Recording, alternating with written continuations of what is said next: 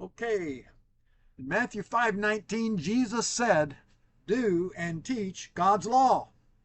This is God's law number 32, death penalty for incorrigible sons.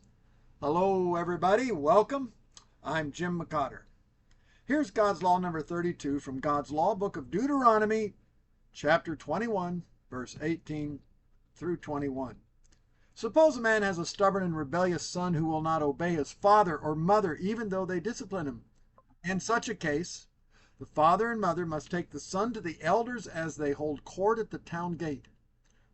The parents must say to the elders, "This son of ours is stubborn and rebellious and refuses to obey. He is a glutton and a drunkard."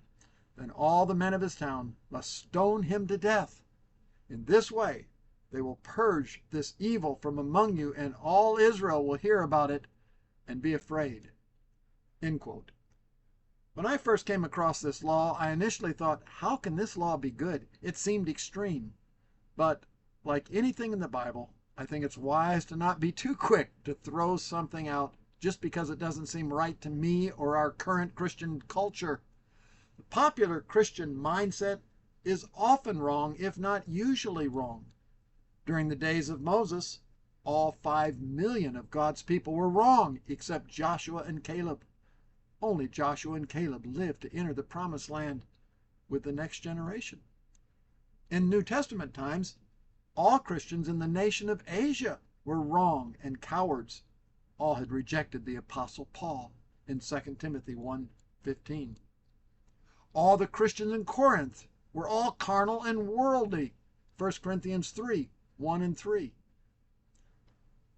All the churches of Galatia were all wrong. Galatians 1:1 and 3:1. All the Christians in Rome were all wrong and cowards. 2 Timothy 4:16. So I'm not too concerned about what is popular Christian opinion today.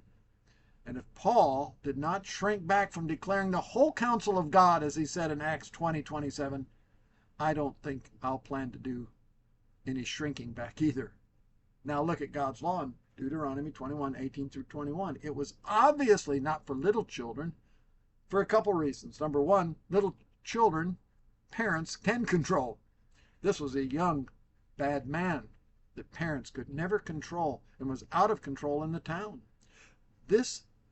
Number two, this bad man was a glutton and a drunkard, and obviously, therefore, no child. At first glance, a person might think this law would be potentially dangerous for some son, but actually quite the opposite is true. This law provides 4 layers of protection for a son to be unrighteously lose his life. Number one, the father had to declare this man is dangerously out of control. Number two, the mother had to declare this man is dangerously out of control. Number three, the court had to declare this man is dangerously out of control. And number four, all the men in his town would agree this man is dangerously out of control for them to be willing to execute him.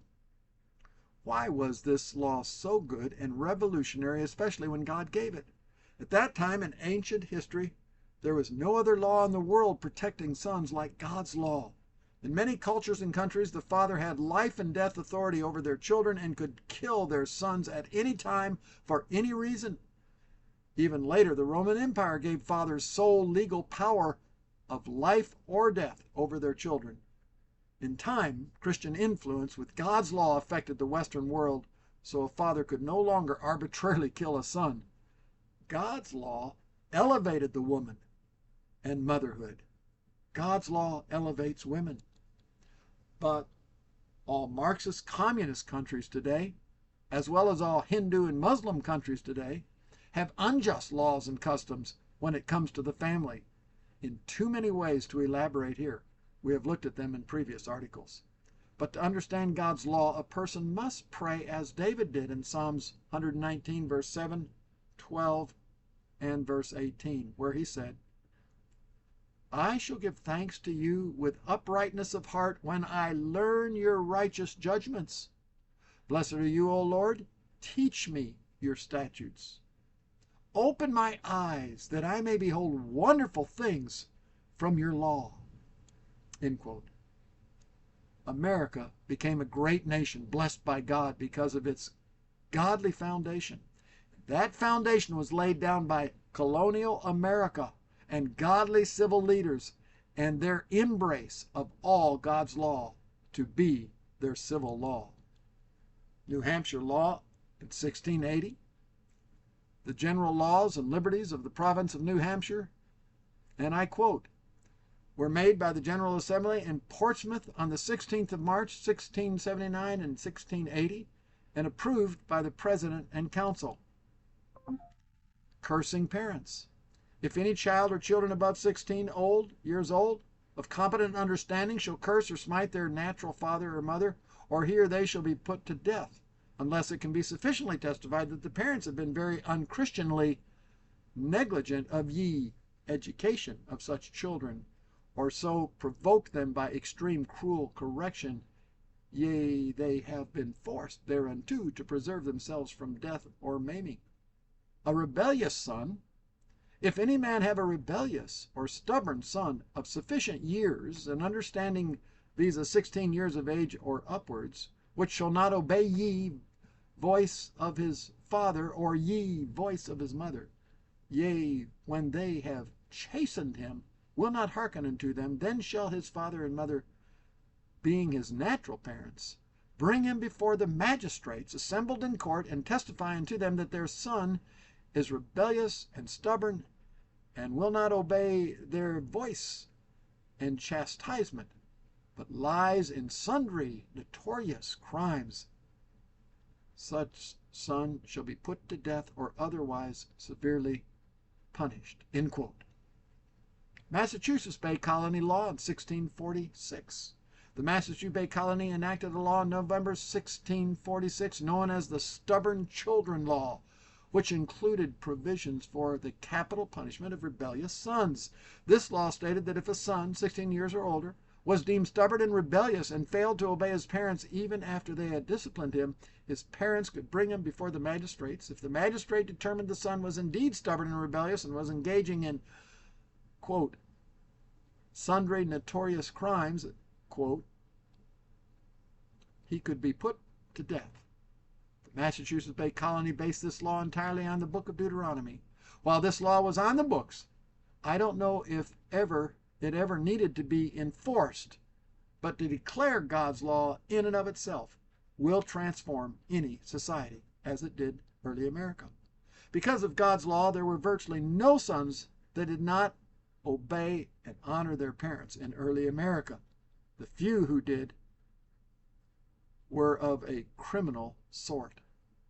This law, in God's wisdom, virtually preempts the criminal element in society.